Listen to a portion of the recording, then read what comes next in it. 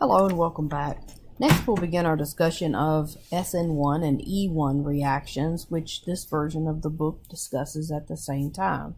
In the older versions of the book, these two chapters were separated, and SN1 and E1 were separated from the SN2 and E2 reactions. But this book combines them, and actually it does make a bit of sense because these reactions are really not some of the more important reactions that we're going to see. The unimolecular reactions, which we're going to see why that's called that in just a few minutes. Unimolecular reactions are not the majority of the reactions that we perform in organic chemistry. So we're not going to see the SN1 and E1 mechanisms a lot after we leave this section of the course, but they will be very important for this chapter, and it's also important to understand that they can occur because if you are performing an organic reaction and that the SN1 or and E1 are possibilities, they can give you some unwanted side products. So it's important to understand these mechanisms and to understand their competition with other reactions that can occur. Okay. So it turns out if we have a substrate like this, okay, so what are the properties of this substrate? We have this T-butyl bromide here on the left. Turns out if we dissolve it in a solvent, such as ethanol, so this may be something we may just want to dissolve it in to do a reaction, or we may have it stored in something like that, and maybe somebody who didn't know what they were doing stored it like this for whatever reason. Then we can get a substitution product and an elimination product. Okay, so one product from substitution, one product from elimination. So this substrate is tertiary. So you see the alpha carbon here has 3 other carbons attached, and that gives it some unique properties, and it allows it to form a transition state leading to these unimolecular reactions. Okay, so we don't get SN2 and we don't get E2 here. Okay, what we get is SN1 and E1. Even though ethanol is not a strong base, it's also not a strong nucleophile. And we'll see a chart for that at the end of this chapter. Okay, and it turns out the reason that we get this is because the substrate can form what's called a stable or tertiary carbocation. Okay, so the bromine can just decide to pick up and leave because bromine is an excellent leaving group because it's very stable on its own. The bromide ion is. And the substrate is tertiary, meaning that it can form a fairly stable carbocation. So in the first step of both substitution and elimination mechanisms, we get this carbocation formed. Okay, the leaving group just leaves, taking its 2 electrons from the bond with it, leaving a carbocation that is electron deficient. Okay, and that's the first step of this mechanism.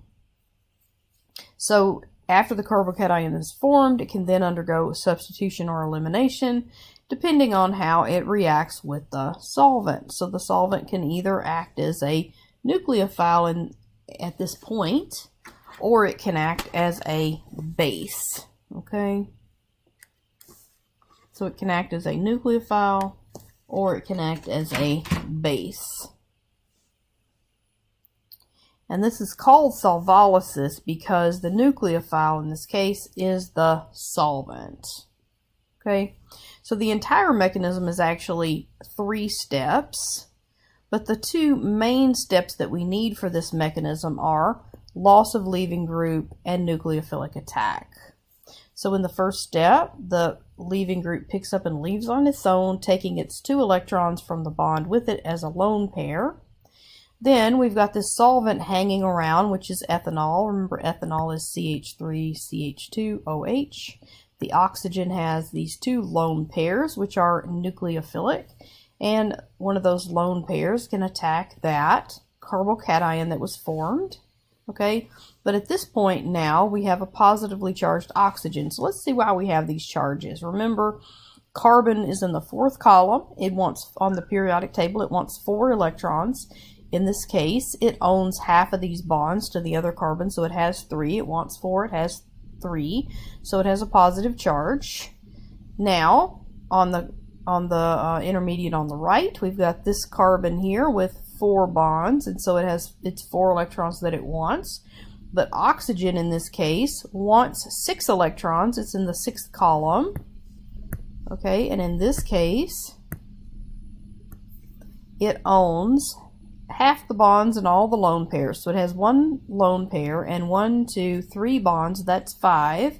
It wants 6. It owns 5. That leaves it with a +1 charge. So now the oxygen is charged, making it a little unstable, and therefore in the next step, another ethanol molecule will come along and pull off that hydrogen so that the bond to the hydrogen becomes a lone pair on the oxygen, neutralizing that product and giving us our substitution product. Okay? So we form an ether here. And this is called solvolysis because our substrate is reacting with the solvent. Our nucleophile is the solvent. So the entire mechanism is 3 steps, but the last step being a proton transfer is not always necessary depending on which nucleophile you have. Okay? So if we look at a reaction diagram here, we have energy versus progress of reaction. Okay, and the first step is going to be loss of leaving group, where this leaving group picks up and leaves. So in the transition state, that leaving group is leaving, and then we form an intermediate here that's in this little valley. Remember, our valleys are intermediates. In the next step, we have the nucleophile attacking. That's going to be our transition state, and then we have another intermediate where the charged subspecies has formed, and then to neutralize that, we have a proton transfer leading to our product.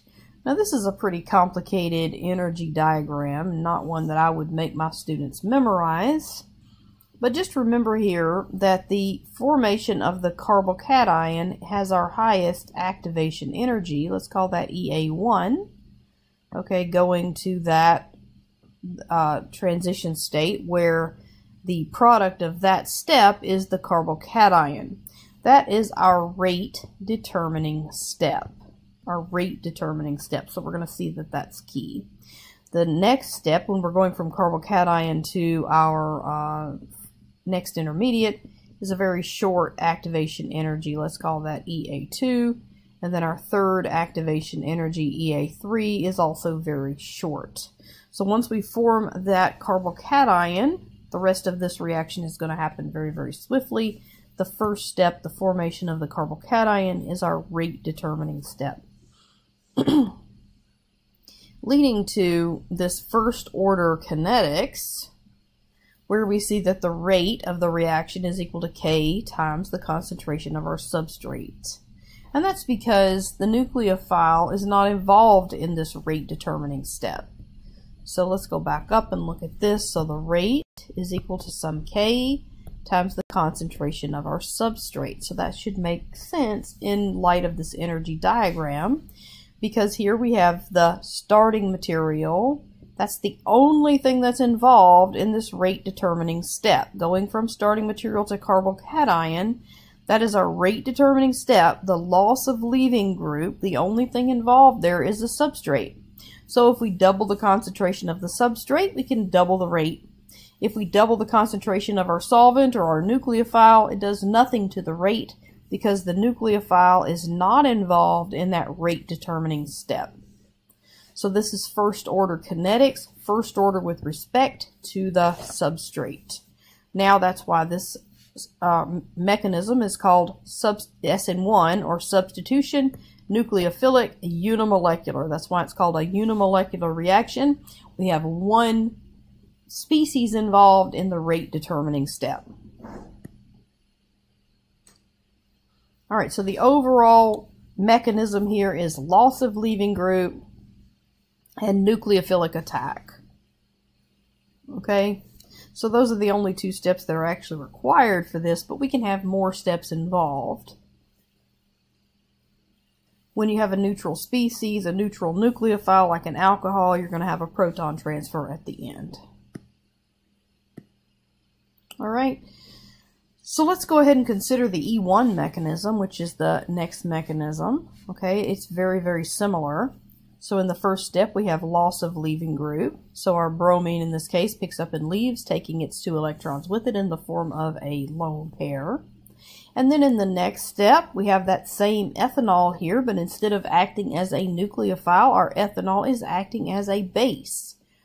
It can pull off a hydrogen that's at the beta position, one of those hydrogens, and form that double bond. Okay, so that's the purpose of our solvent here, is to deprotonate a hydrogen from the beta position in the carbocation and form an alkene. Okay, so the E1 mechanism is also unimolecular and follow the same kinetics, where the rate is equal to some K, which is determined experimentally, times the concentration of the substrate, the starting material. Okay, so we can look at that rate equation and the energy diagram on this chart, where we have our starting material. This rate determining step is the first step, where the leaving group picks up and leaves and forms a carbocation. Okay, and that's our rate determining step. In this, it's just the same step as the we saw in the last slide, in the last section, but we can form either an elimination product here with our solvent acting as a base, or we can form a substitution product if the solvent acts as a nucleophile. So the SN1 in this case is going to be lower energy, and so that's going to be our major product usually. Okay, so because SN1 and E1 reactions proceed through a carbocation, the carbocation can actually rearrange from a hydride shift or a methyl shift. Okay, so if we consider this substrate on the left, then we have that in the presence of water. We heat it up a little bit and we get a substitution reaction. We're substituting a bromine with an OH group. Now we can get a product where the OH group ends up on the same carbon that the bromine left from, in this case, or we can get a product where the OH group ends up on the adjacent carbon, and that occurs because we have we have a shift occurring, and in fact this case we get a hydride shift leading to that product. Okay, so why don't we just draw that here? So we've got, let's draw the carbocation that forms. So we formed a carbocation here. This carbocation is secondary, okay, but we can make it tertiary if we, I meant to draw that from a hydrogen. If we move this hydrogen over, we can actually make it tertiary. So this results from a hydride shift. Now the hydrogen's over here, the positive charge over here, now it's tertiary. And so what happens next is the water can attack. That's really bad. Drawing. Water attacks. Okay, water now is attached over here. And since it was neutral, now it has a positive charge. Okay, and so in the next step, another water molecule is going to come along and pull off a hydrogen in a deprotonation step that will lead to the final product. Okay, and in this case at the bottom we have another secondary carbocation formed if we take that, if the bromine picks up and leaves. I'm sorry. Okay, so we got a positive charge here. Now we can get a methyl shift because we don't have a hydrogen next door, so we're going to get a methyl shift. Okay, we still get a tertiary carbocation formed in this case, and the water comes in and adds here, giving us this intermediate that's charged. and then another water molecule comes along and deprotonates that species, giving us the product. Okay. So if we get the OH group added to the exact same carbon that the bromine left from, then that's a possibility. We can get this first SN1 product, or we can get a methyl shift leading to the second product. Okay. But there can be a situation where only one product is observed, and in that case we can assume that this was a concerted mechanism where the methyl shift occurred in the same step as the bromine left, and that's why we only get one product here, because this would be a primary carbocation if that bromine picked up and left on its own, and that's just not going to form. I don't want my students to worry about all this too much. I generally don't ask them a lot of carbocation rearrangement questions.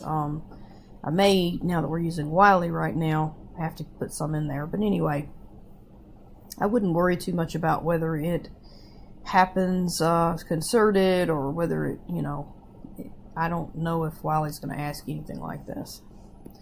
Alright, so let's draw the carbocation intermediate that's expected when each of these alkyl chlorides undergoes ionization. These are not all chlorides. There's a bromide and an iodide. Strange. In each case, if the carbocation is resonance stabilized, make sure to draw the resonance structures. Okay, so let's look at A. So draw the intermediate. Why don't we draw the intermediate and the solvolysis product if we have this in water? Okay, so we've got these dissolved in water. So in the first step, we're going to get the carbocation formed, and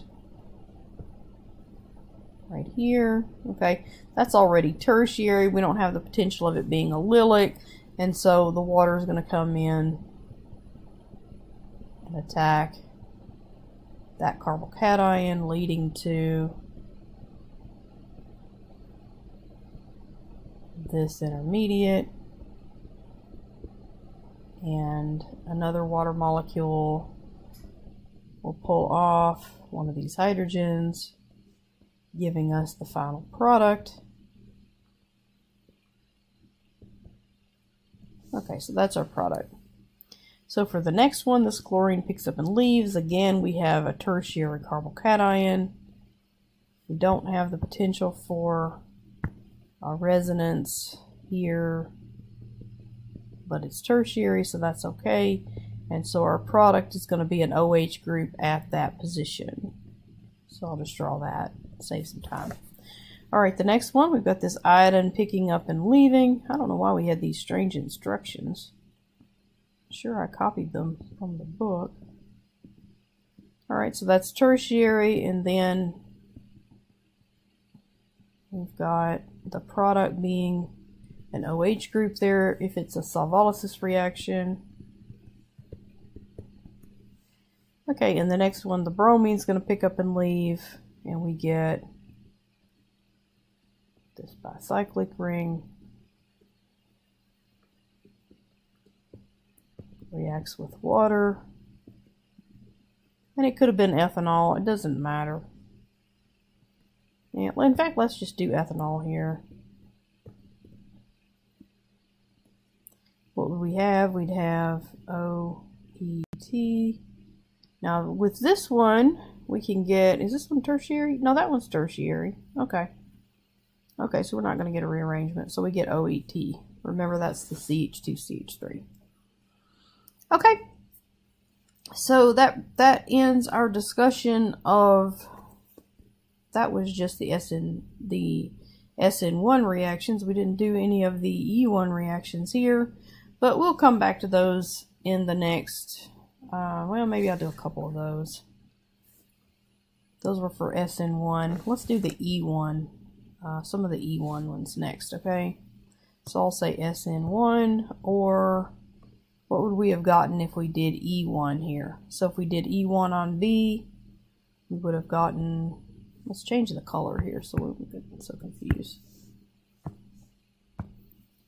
We could have gotten an elimination here, or here. Now the major one's going to be the one on the left, obviously. This would have been the E1 product. Okay, so for C, what would have been our E1 product? We could have gotten this or this. If we pulled a hydrogen off. Let's show where our hydrogens are. So we've got a hydrogen right here, or we've got some hydrogens here. Depending on which one we pull off in that next step, we could get either one of these products. The major one's going to be the one on the left. And for the next one, our elimination or E1 products would have been this, or I'm still getting used to drawing with this computer. This or this.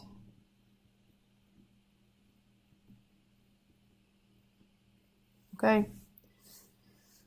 So those would have been our possibilities for E1, and E1 doesn't have the stereospecificity option because, not that that was even a problem here, because carbocations can, you know, the carbocation is, we don't have to have that anti-periplanar transition state for that. All right, and so that brings us to a conclusion of the SN1 and E1 discussion. And for our next one, we're going to move on to solvent effects, and we're going to try to bring all this stuff together. Thanks for watching. See you next time.